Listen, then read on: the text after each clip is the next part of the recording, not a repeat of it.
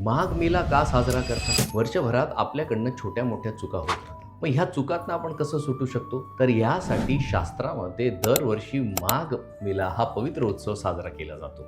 जेव्हा इंद्राकडून चूक झाली तेव्हा गौतम ऋषींनी त्यांना शाप दिला.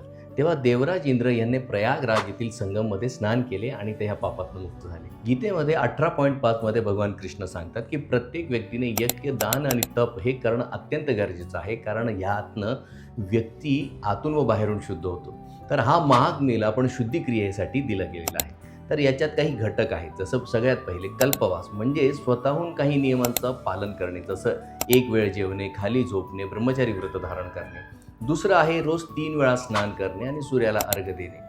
तिसरं आहे तिथीचे स्नान. चौथे आहे दान करणे आणि पाचवे आणि सगळ्यात महत्त्वाचे म्हणजे भगवान श्रीकृष्णाचं नाम उच्चारण करणे. हे केल्याने आपण पापातनं मुक्त होतो, पुण्याची वृद्धी होते आणि मुक्ती प्राप्त करण्याची इच्छा आपल्या जागृत होते.